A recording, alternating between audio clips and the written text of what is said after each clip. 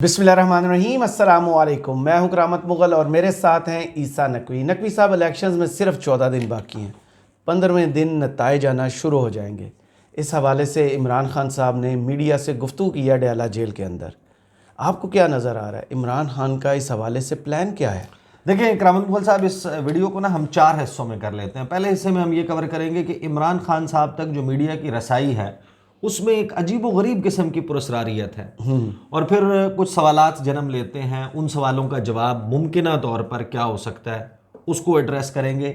और इसी वीडियो में हम ये भी बताएंगे कि किस तरीके से जो इस वक्त पाकिस्तान तहरीक इंसाफ की इलेक्शन कैंपेन है, ये पाकिस्तान की सियासी तारीख़ की, ये शायद दुनिया की सियासी तारीख़ की सबसे मुख्तलिफ कैंपेन है।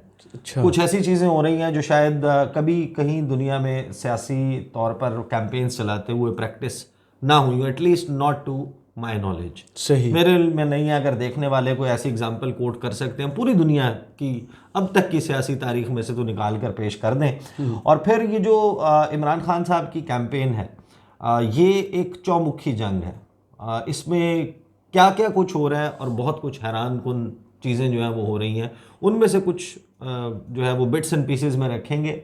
आखिरी 15 दिन है जनाब ये इस तरह के सही। और इंतज़ार के। डयाला जेल में भी इंतज़ार हो रहा है, पूरे पाकिस्तान को इंतज़ार है, तहरीक इंसाफ के लोगों को इंतज़ार है। 14 दिन रह गए हैं, इलेक्शंस होंगे 15वें दिन, और 15वें दिन की रात जब शुरू होगी तो उस वक्त इंतखाबी नताइज आना शुरू हो जाएंगे। तो जो कुछ होना है अगली हुकूमत के हवाले से, आइंदा सियासी मंजरनामे के हवाले से, वो होना इन्हीं दिनों में है। तो बड़े मारा मारी वाले दिन शुरू होने वाले हैं। सही। खान साहब ने जो गुफ्तगू की, पहले मैं आपको बता देता हूँ, और इस गुफ्तगू का तवातर के साथ बाहर आना, इस पे कुछ सवालात हैं, वो सवालात मैं आपको बताऊँगा। खान साहब ने कहा क्या। जी। जो रिपोर्ट हुआ है मुख्तलिफ वेबसाइट्स पर आया है, जिन जर्नलिस्ट ने जाके वहाँ पर अडियाला जेल में समाअत के दौरान मुलाकात की, और जिस तवातर के साथ ये सारा सिलसिला चल रहा है, ये भी बड़ा अजीब व गरीब है। बिल्कुल। तो ये मैं आपको बता देता हूँ कि जनाब बानी पीटीआई की अडियाला जेल में मीडिया से बातचीत। खान साहब ने कहा कि हमारे उम्मीदवार आइंदा इतवार से पुरअमन इंतखाबी मुहिम के लिए बाहर निकलें, यानी ये जो कमिंग संडे है जी, उस पर उन्होंने कॉल की कि जनाब ये लोग बाहर निकलें। जो उम्मीदवार इंतखाबी मुहिम के लिए बाहर ना निकले उनके टिकट्स तब्दील कर दिए जाएंगे। फिर उन्होंने कहा कि डोनाल्ड लू ने जो बात की उस पर पाकिस्तानी सफ़ीर असद मजीद ने ऑफिशियल मीटिंग में डिमार्श करने की सिफारिश की। सफ़ीर की सिफारिश पर डिमार्श किया गया और कहा जा रहा है कि साजिश नहीं हुई। फिर खान साहब ने कहा कि पाकिस्तान की तारीख़ में ऐसा साइफ़र कभी नहीं आया। शाह महमूद कुरैशी को बाय चांस इस साइफ़र का पता चला, वो साइफ़र जनरल बाजवा के लिए था। साइफ़र को दबाने के लिए पूरी कोशिश की गई, क्योंकि उससे डोनाल्ड लू एक्सपोज हो गया। साइफ़र ट्रायल को सीक्रेट रखना चाहते हैं। 3 हफ्ते में हुकूमत गिरा दी गई। इससे बड़ी साजिश क्या है। साइफ़र में अगर अनहोनी चीज़ नहीं थी तो डिमार्श क्यों किया गया। क्या कोई अमेरिका के सफ़ीर को डिमार्श करता है? जिस रोज़ डिमार्श किया गया साइफ़र उसी रोज़ पब्लिक हो गया था। नेशनल सिक्योरिटी कमेटी मीटिंग में साइफ़र को पाकिस्तान के अंदरूनी मामलात में मुदाखलत क्यों कहा गया, खान साहब ने पूछा। फिर उन्होंने कहा कि साइफ़र मामले पर पार्लियामेंट की कमेटी बनाई गई, वो किसकी धमकी पर ख़त्म हुई। हमने चीफ जस्टिस से भी कहा था कि साइफ़र मामले की इंक्वायरी की जाए। फिर खान साहब ने कहा कि हमारे 3.5 साल दौर में किसी मुल्क को डिमार्श नहीं किया गया। अच्छा, मेरे ख्याल में यहाँ पर जो है वो खान साहब मिस कर गए जी, क्योंकि डिमार्श तो किया गया। अमरीकी सफ़ीर को भी किया, अमरीकी सफारत खाने से जो है वो डिमार्श हुआ है। जिस वक्त अमरीकी सफारत खाने ने एक कोट रीट्वीट किया था एहसन इकबाल को, जी, जी, बिल्कुल, उस वक्त हुआ था शीरी डिमार्श। मज़ारी साहिबा ने ट्वीट किया और था। मुतअद्दिद मरतबा इंडियन हाई कमिश्नर को, इंडियन डेप्टी हाई कमिश्नर को, इंडिया के फर्स्ट सेक्रेटरी को जो हाई कमीशन का है उनको डिमार्श किया गया। इसके अलावा गालिबन किसी यूरोपियन मुल्क के सफ़ीर को भी डिमार्श किया गया था, जो गालिबन तौहीन वाला मामला था। फ्रांस का था, फ्रांस के सदर ने किया था ऐलान, स्वीडन में भी हुआ, स्वीडन को भी किया था, और भी कुछ लोगों को किया था। बहरहाल खान साहब ने कहा साइफ़र के बाद हमारे मेम्बरान टूटना शुरू हो गए। राजा रियाज समेत बहुत से लोग अमरीकी एम्बेसी जा रहे थे, जिस पर IB की रिपोर्ट भी मौजूद थी। अरशद शरीफ का प्रोग्राम भी मौजूद है कि कौन कौन से लोग अमरीकी एम्बेसी जा रहे थे। अक्टूबर 2021 में जनरल बाजवा ने हुसैन हक्कानी को हायर किया हमें उसका इल्म तक नहीं था। हुसैन हक्कानी को $35,000 दिए गए। हुसैन हक्कानी से ट्वीट करवाया गया कि इमरान अमेरिका मुखालिफ जबकि बाजवा अमेरिका के हक़ में है। फ़ौज आर्मी चीफ़ की हिदायत के बगैर कुछ नहीं करती। नदीम अंजुम के ख़िलाफ़ मैंने कभी कोई बयान नहीं दिया। हमें पता है कि फ़ौज कैसे काम करती है। हमें इंतखाबी मुहिम नहीं चलाने दी जा रही। मेरा और नवाज़ शरीफ का मामला अलग है। नवाज़ शरीफ और मरीम नाअहल हुए थे जबकि शहबाज शरीफ को बाजवा की मुकम्मल हिमायत हासिल थी। इनके जलसों में कोई नहीं आ रहा। डर है कि ये इलेक्शन से भाग ना जाएं। अक्टूबर में भी ये इलेक्शन से भागे थे। 8 फरवरी को हर सूरत इलेक्शन होने चाहिए। जावेद हाशमी जेल में रह चुका है। वो समझता है कि मेरे खिलाफ सब कुछ इस्टेब्लिशमेंट करवा रही है। चौधरी निसार 50 साल पुराना दोस्त है। चौधरी निसार को अप्रैल 2018 में पीटीआई में शमूलियत की दावत दी थी, लेकिन चौधरी निसार फिर चौधरी निसार है। अगर वो हमारे साथ इल्हाक की बात करेगा तो वीगो डाला पहुंच जाएगा। ये आज़ादी की तहरीक है, ये हमें ग़ुलाम बनाना चाहते हैं। आज़ादी की तहरीक में जेल में रहने को इबादत समझता हूँ। ये वो मैसेज है या ये वो गुफ्तगू है जो बाहर आई है। अब ज़रा ठंडे दिल से सोचें कि इमरान खान साहब जो हैं वो अडियाला जेल में मौजूद हैं। इमरान खान साहब तक जो मीडिया की रसाई है और फिर उसका रिपोर्ट होना है, आप जियो टेलीविज़न उठा लें, आप मुख्तलिफ वेबसाइट्स उठा लें, उसके ऊपर रिपोर्ट होता देख के आपको सवाल तो जहन में आता होगा, हैरानी तो होती होगी कि रोका क्यों नहीं गया, कि इमरान खान तक जो मीडिया की रसाई है उसको बंद करना कितना मुश्किल काम है। लास्ट हियरिंग पे कोशिश की थी? नहीं, देखें सुप्रीटेंडेंट जेल साहब असद वडाई साहब ने आके रोका था खान साहब नहीं, करामत मुगल साहब देखें मेरी बात सुने। खान साहब के तक मीडिया किस तरह पहुंचता है? कोर्ट रूम के अंदर से। कोर्ट रूम में समात हो रही होती है ना उसको, क्योंकि ओपन ट्रायल, अगर आपने देखें ओपन ट्रायल का फैसला है ना। हाँ जी, फैसला तो बहुत सारे लोगों को छोड़ने का भी था। वो जो खवातीन कैद हैं लाहौर में, उस फैसले पे अमल दरामद हुआ? अभी तक आईजी और वो जो डीसी नहीं हटाया जा सके। जो फैसला आपका जो जनाब इधर इस्लामाबाद हाई कोर्ट से आया था जी, मुख्तलिफ पीटीआई के लीडर्स के हवाले से, उस पर अमल दरामद हुआ था। 3 MPO वाले फैसले उनके ऊपर अमल दरामद हुआ। मुख्तलिफ जो अदालतों से फैसले आए उनके ऊपर पीटीआई के हवाले से अमल दरामद हुआ नहीं। तो ये जो फैसला है ओपन ट्रायल वाला, इस फैसले के ऊपर अगर अमल दरामद ना करना हो, आपने 8 फरवरी से पहले इमरान खान का मैसेज बाहर निकलने से रोकना हो, तो कितना आसान है या ये कोई कितना मुश्किल काम है कि आप उस जो केसेस हैं इमरान खान के, उनकी तारीख 8 फरवरी के बाद डाल दें। 2 तो चले गए ना, वो जज बशीर साहब हो गए बीमार। नहीं, लेकिन अभी तवातर के साथ बाकी भी हो रहे हैं ना जी, साइफर हो रहा है भाई। अगर आप उसको पेशी उसकी 8 फरवरी के बाद डाल देंगे तो ना ढोला होसी ना रोला पोसी। वैसे भी जो कोर्ट रूम है ना, वो रिपोर्टर्स जो बताते हैं उसमें डिवीज़न है, पार्टीशन की गई है।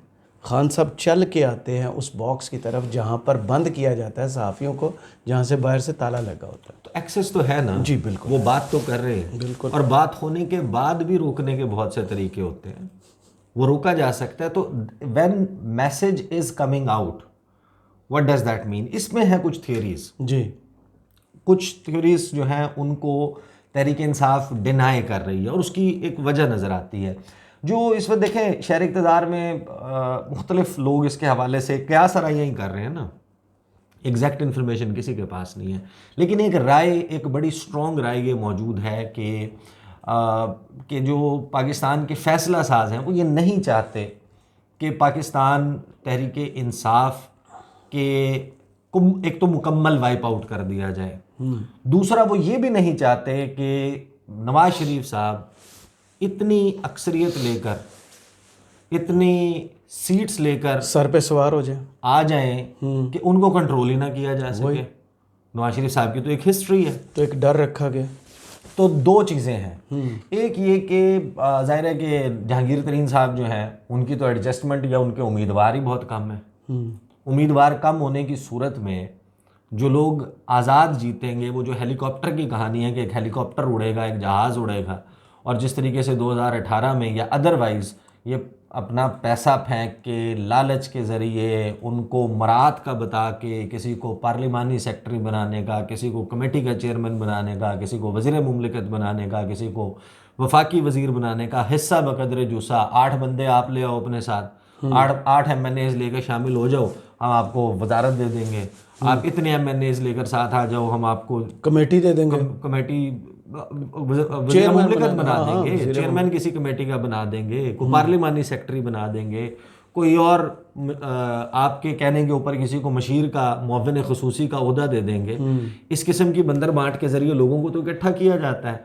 तो ये एक बहरहाल ख़दशा मौजूद है कि जो लोग आज़ाद हैसियत में इलेक्ट होंगे, उनके इलेक्ट होने के लिए भी तो एक कैंपेन की इजाज़त होनी चाहिए ना। हल्की फुल्की कैंपेन चल रही होगी, मैसेज आ रहा होगा, तो ये एक राय मौजूद है और बड़ी स्ट्रॉन्ग राय मौजूद है। ऐसे लोग जो कि पाकिस्तान में फ़ैसला साज़ों से भी करीब हैं, जो जिनकी इंफॉर्मेशन जो है उसको सामने रख कर डॉट्स कनेक्ट करने की सलाहियत भी बड़ी भरपूर है, वो ये समझते हैं और इसके हवाले से गुफ्तगू भी चल रही है कि तहरीक इंसाफ का, इमरान खान साहब का जो तवातर के साथ मैसेज सामने आना है, इसमें बहरहाल एक पुरअसरारियत है। इस मैसेज को या उनकी टॉक को रोकना, या तो आप अमल दरामद ही ना करें, जैसे बहुत सारे फैसलों पर नहीं किया अमल दरामद। अगर आपको और भी कुछ करना है तो 8 फरवरी से पहले आप तमाम समातें जो हैं, तमाम जो मुकदमात हैं, उनकी तारीखें जो हैं वो 8 फरवरी के बाद की डाल दें। बिल्कुल 8 फरवरी की जब कोई समात ही नहीं हो रही होगी अडयाला जेल में, तो ना मीडिया आएगा ना मीडिया बात करेगा। जब बात नहीं करेगा तो बाहर भी कोई बात नहीं जाएगी। तो ये जो मैसेज बार बार आ रहा है जेल से, देखिए आपकी बात सुन के हो ही ना जाए। देखें जिस तरीके से ये मैसेज बार बार आ रहा है जेल से बाहर, रिपोर्ट हो रहा है, जाहिर है कि इससे पाकिस्तान तहरीक इंसाफ के जो उम्मीदवार हैं उनको गाइडेंस भी मिल रही है कि हमने क्या करना है, उनको लाइन भी मिल रही है कि हमने किस तरीके से करना वो है। तो ऑलरेडी अलाउ है ना हाई कोर्ट की तरफ से मुशावरत। बट ट्रिकी क्वेश्चन इज नहीं, वो एक इमरान खान के नाम से कोर्ट होना, एक के इस सहाफ़ी जाके इंडिपेंडेंटली बात करके वो कर रहा है, और एक उनकी जो टीम के लोग हैं, लीगल टीम के लोग हैं, उनका आके ऐलान करना, ये दोनों में मुख्तलिफ चीज़ें। बिल्कुल सही। बहरहाल ये जो कैंपेन है, ये कैंपेन पाकिस्तान की तारीख की सबसे मुख्तलिफ कैंपेन है जी, जो पॉलिटिकल कैंपेन है। अब देखें सिलसिला शुरू हो गया। एक तो मैं आपको सुनवाना चाहता हूँ, सलमान अकरम राजा साहब जो हैं उन्होंने, अच्छा ये सिर्फ सलमान अकरम राजा नहीं है, मल्टीपल, अब आपको देखा होगा कि ख़ास तौर पे खैबर पख्तूनख्वा में एक ट्रेंड स्टार्ट हुआ है। वो ट्रेंड ये है कि जो भी शख्स है उम्मीदवार है, पाकिस्तान तहरीक इंसाफ ने ऐलान किया कि ये हमारा उम्मीदवार है, वो उम्मीदवार पहुंचता है, एक कॉर्नर मीटिंग है या जलसा है, वहाँ पर वो स्टेज पे आता है। स्टेज पे आने के बाद सामने PTI के बहुत सारे वर्कर्स, वोटर सपोर्टर्स मौजूद हैं, तकरीर नहीं स्टार्ट करता।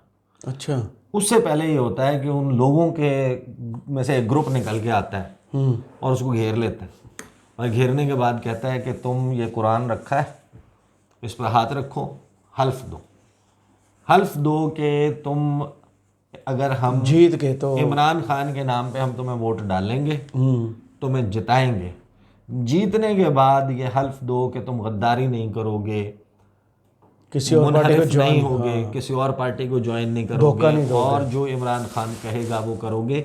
ये कभी भी नहीं हुआ कि इलेक्शन जो लड़ रहा होता है वो आकर लोगों से हल्फ लेता है, मुझे वोट दोगे, साथ दोगे। जैसे वीडियो आई थी बासत बुखारी साहब की, हाँ, वो कुरान के ऊपर वो कोई पैसे बांट के हल्फ ले रहा होता है, कोई किसी और तरीके से हल्फ ले रहा होता है, वो लोगों से वादे ले रहे होते हैं। यहाँ पर वादे लेने वाले, कसमें लेने वाले, हल्फ लेने वाले अवाम बन गए। वो जाकर स्टेज पे कहते हैं कि भाई पहले हल्फ दो। अब सलमान अकरम राजा साहब ने क्या कहा वो ज़रा सुने, उसमें बहुत सारी चीज़ों के जवाब मौजूद हैं, और उससे आपको अंदाज़ा होता है कि तहरीक इंसाफ को कितनी फियर्स किस्म की बैटल का, चौमुखी जंग का सामना है इस मरहले में, जो कि शायद अब रह जाने वाले मराहिल में बिफोर 8 फरवरी जब वोट कास्ट होना है, उससे पहले अहम तरीन मरहले में ये क्या कह रहे हैं।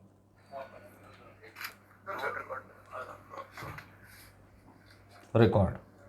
ये एक अफवाह फैलाई जा रही है कि जो PTI के नामजद उम्मीदवार हैं मुंतखब होने के बाद वो किसी और पार्टी में चले जाएंगे क्योंकि उनकी हैसियत आज़ाद मेंबर की होगी। ये बिल्कुल सरासर गलत बात है। देखिए, जिस किसी ने अपने नॉमिनेशन पेपर में ये कहा कि वो PTI का मेंबर है, PTI का उम्मीदवार है, मैं ये कहता हूँ कि वो मुंतखब होकर भी PTI ही का उम्मीदवार रहेगा, उसकी हैसियत आज़ाद नहीं होगी। और इसके लिए हम अदालत में भी जाएंगे, अदालत से ही हम फैसला भी लेंगे। इलेक्शन कमीशन का ये कहना कि हम आज़ाद हैं बिल्कुल गलत है। मैंने अपने नॉमिनेशन पेपर पे लिखा है मैं पीटीआई का उम्मीदवार हूँ। मैंने अपना टिकट जो पीटीआई ने जारी किया वो आरओ के पास जमा कराया है। किस तरह कोई मुझे आज़ाद कह सकता है? लेकिन इसके बावजूद मैं ये कहता हूँ कि हम सब उम्मीदवारों को आप सबके सामने पेश होकर कुरान पाक पे हल्फ लेना चाहिए कि हम इमरान खान और पीटीआई के वफादार हैं इंशाअल्लाह। हम किसी लालच में किसी खौफ में नहीं आएंगे। मुंतखब होने के बाद ऐवान में हम पीटीआई की पार्लिमानी पार्टी होंगे और इस बात को दिखाने के लिए, इस बात का अयादा करने के लिए सबसे पहले मैं खुद हल्फ लेता हूँ। मैं आपसे गुजारिश करता हूँ कि मुझसे ये हल्फ ले और हर उम्मीदवार से ये हल्फ इंशाअल्लाह। इसके बाद ये खड़े होते हैं। अब सुनो, नहीं ठीक है जी, मैं कुरान पाक पे हाथ रख के खुदा ताला को हाजिर नाजिर जान के ये अहद करता हूँ कि मुंतखब होने की सूरत में मैं हर हाल में पीटीआई का वफादार रहूंगा, इमरान खान का वफादार रहूंगा। पार्लियामेंट के अंदर मैं पीटीआई की पार्लिमानी पार्टी का मेंबर रहूंगा। मैं तसव्वुर भी नहीं कर सकता कि इमरान खान और पीटीआई से मैं गद्दारी करूं, किसी और तरफ जाऊं। ये मेरा आप सबसे वादा है, ये मेरा खुदा ताला की जात के सामने वादा है और वादा मैं आप सबकी मदद का तलबगार हूं। बहुत शुक्रिया। ये है वो गुफ्तगू जो सलमान अकरम राजा साहब ने की और उसके आखिर में उन्होंने ये हल्फ दिया। देखें, सलमान अकरम राजा साहब जो हैं वो ज़ाहिर है कि कानून को समझते हैं, आइन को समझते हैं, बड़े माहिर वकील हैं, लेकिन उनकी जो आगाज़ वाली राय है उससे शायद मैं इत्तफाक नहीं करता। उसकी वजह ये वो ये कह रहे हैं कि देखें ये मुमकिन नहीं है। वो जो उम्मीदवार हैं जो पीटीआई के बैक्ड हैं वो कानूनी तौर पर पीटीआई के उम्मीदवार हैं, ऐसा नहीं है। नहीं, वो आज़ाद है, वो आज़ाद उम्मीदवार हैं। और जिस वक्त जो भी शख्स, चाहे 1 दर्जन होते हैं या 120 होते हैं, चाहे 150 होते हैं या 175 होते हैं, या पूरी 266 नशिस्तें जीतते हैं, जितने मर्जी जीतते हैं, एक से लेके whatever number Pakistan Tehreek Insaf achieves, वो लोग आइन और कानून के मुताबिक जिस हैसियत में इलेक्शन लड़ रहे हैं वो बल्ले का निशान नहीं है। जब वो आज़ाद मुंतखब हो जाते हैं, सलमान अकरम राजा साहब कह रहे हैं कि वो अदालत से इस हवाले से फ़ैसला लेंगे। हाँ, मुझे बिल्कुल ऐसा कोई चांस नज़र नहीं आता कि अदालत इनको ये फेवर करेगी। तहरीक इंसाफ में ये नहीं कह रहा कि ये लोग छोड़ जाएंगे। इमरान खान ने या पीटीआई ने इस वक्त जो टिकट्स बांटे थे और फिर वो बल्ले का निशान छिन जाने के बाद तहरीक इंसाफ के बैक्ड कैंडिडेट्स रह गए, उसमें एक पहलू जिसको बहुत ज़्यादा मद्देनज़र रखा है कि टिकट्स जिन लोगों को दिए गए हैं वो लोग हैं जिनके बारे में लॉयल्टी के हवाले से कि ये वफ़ादार रहेंगे, ये एक फैक्टर बहुत अहम था इस फैसले में। जो पंजाब असम्बली के लिए 297 में से 295 नशिस्तों पर उम्मीदवार खड़े किए थे, उसमें तहरीक इंसाफ के जो लोग हैं, जो उनका दावा है वो ये कि 210 लोग उन्होंने इस तमाम वक्त के बाद दौरान भी, यानी 9 मई हुआ और उसके बाद जो क्रैकडाउन हुआ, उसमें 210 लोग ऐसे हैं जिन्होंने तहरीक इंसाफ का साथ नहीं छोड़ा जी। ना उन्होंने कोई प्रेस कॉन्फ्रेंस की, ना उन्होंने कोई इंटरव्यू दिया। टिकट्स रिटेन किए गए। हाँ, उन 210 को जारी किए गए और एडिशनली जो 85 लोग इस दौरान छोड़ गए थे उनकी जगह नए चेहरे लाए जी। अब सलमान अकरम राजा साहब जितना मर्जी कहते हो, मुझे नहीं लगता कि जो इस वक्त एनवायरनमेंट है इसमें अदालत को ऐसा फ़ैसला करेगी। इनको जो पेशबंदी ये कर रहे हैं कि हल्फ दे रहे हैं या लोगों से रीइंफोर्स करवा रहे हैं, तो ये एक अजीब व गरीब किस्म का काम है जो ना पाकिस्तान की तारीख़ में ना दुनिया की सियासी तारीख़ में ऐसा हुआ कि आपको इतने लार्ज स्केल पर हर बंदा अपने वोटर के सामने ये हल्फ उठाता हुआ दिखाई दे रहा। और फिर साथ में एक और जो है वो डेवलपमेंट साइड बाय साइड चल रही है, जिसका मैं पहले दिन से तज़किरा कर रहा था कि तहरीक इंसाफ के जो लोग हैं उनके अपने ही दरमियान बहुत सारे लोगों को खड़ा कर दिया जाएगा। तो देखें ना, लाहौर में हल्का NA 119 में तहरीक इंसाफ का उम्मीदवार हज़ारों कारकुनों के साथ शामिल हो गया। वो भी कहानी मोहम्मद वसीम, और वो उम्मीदवार ही नहीं था। वो बिल्कुल जिस तरीके से और नून लीग ने ऑफिशियल ट्विटर हैंडल से खबरें चलवाई, टेलीविज़न चैनल्स के ऊपर खबरें, सबको टिकट्स भेजे गए, वो बिल्कुल सीन वही था। वो मुन्ना भाई MBBS में, वहाँ से आपको पता है ये बात फ़ारूक के भाई जो है ना, शहजाद फ़ारूक, वो कैंडिडेट है। हाँ, तो वो वही सीन हुआ ना जी। वो जैसे मुन्ना भाई MBBS में वो तो घर बताया हुआ होता है कि मैं डॉक्टर बन रहा हूँ, वो अम्मा अब्बा मिलने के लिए आ जाते हैं, तो वो अचानक उसके जो सारे गुंडे मवाली उसके साथ होते हैं वो उसको अस्पताल की शक्ल दे देते हैं, और जिन लोगों को वो उठा के लाए होते हैं भत्ता लेने के लिए या तावान लेने के लिए, उनको मरीज़ बना देते हैं। हाँ। और मरीज़ बना के वो डॉक्टर साहब बन के चेक करने लग जाते हैं। उन्होंने भी वही सीन किया, पूरा माहौल बना के तस्वीरें जारी हो रही हैं, पीटीआई का कैंडिडेट उम्मीदवार हज़ारों लोगों के साथ शामिल हो गया, पता चला वो पीटीआई का कैंडिडेट ही नहीं था। लेकिन तहरीक इंसाफ को बहरहाल एक बड़ा चैलेंज है कि बहुत सारे लोग उन्हीं की सफ़ों में से खड़े होकर इमरान खान के नाम पर उन्हीं की तस्वीरें लगाकर कैंपेन भी कर रहे हैं, लोगों से वोट भी मांग रहे हैं, और एक बड़ी जो है वो डिसइंफॉर्मेशन कैंपेन भी पीटीआई के कैंडिडेट, असल कैंडिडेट कौन है, नहीं ये नहीं है, नहीं मैं हूँ, ये वाला काम चल रहा है। और तो कुछ अपडेट्स भी हो रही हैं, लिस्टें। हाँ, कल रात तक आखिरी लिस्ट अपडेट हुई है। हाँ, क्योंकि अब देखें, अगर खान साहब ने ये कहा है कि जो उम्मीदवार इंतखाबी मुहिम के लिए बाहर ना निकले उनके टिकट्स तब्दील कर दिए जाएं, इसका मतलब यह है कि इतवार वाले दिन लोगों को निकलने का कहा है, इतवार वाले दिन ये चेक करेंगे, चेक करने के बाद कितना टाइम रह जाएगा, ये चेक करेंगे, चेक करने के बाद ये फैसला करेंगे कि कौन से लोग जो है वो बाहर नहीं निकले। उसका तोड़ पीटीआई ने निकाला एक, वो कल रात को इमरान खान के फेसबुक पेज पर आप जाके चैट पे हल्का नंबर लिखें, मसलन मैं लिखता हूँ NS64 जो मेरा हल्का है, तो मेरे पास पीटीआई के कैंडिडेट उनके जो निशान है, सिंबल्स हैं, वो सामने आ जाएंगे। लेकिन वो हर बंदा ये नहीं कर सकता। करामन मोल साहब, सिर्फ हर बंदे की बात नहीं है। हाँ। अगर इन्होंने इतवार के बाद भी चेंज होना है कि नहीं हमारा अब ये उम्मीदवार नहीं है क्योंकि ये बाहर नहीं निकला, अब हमारा फलां उम्मीदवार है, तो और मुर्तज़ा सोलंकी साहब और हुकूमत, निगरान हुकूमत इंदिया दे चुकी है कि 3-4 दिन इंटरनेट गायब रहेगा, तो कौन पोर्टल पे जाएगा, कौन चेक करेगा, कौन नहीं करेगा, तो they are faced with a tricky situation. बिल्कुल ऐसा ही है। और इसी वजह से ये इंतज़ार के और इज़्तिराब के 14-15 दिन हैं, और ये ऐसे ही गुजरेंगे। और ये जो पुरस्रारियत है खान साहब तक मीडिया के एक्सेस की, ये बहरहाल मौजूद है। सही, और वोटर का सबसे बड़ा इम्तिहान है। बहुत शुक्रिया ईसा नकवी आपके तज़िये का। कमेंट्स बॉक्स में ज़रूर बताइएगा ये वीडियो आपको कैसी लगी। इजाज़त दीजिए, अल्लाह हाफ़िज़।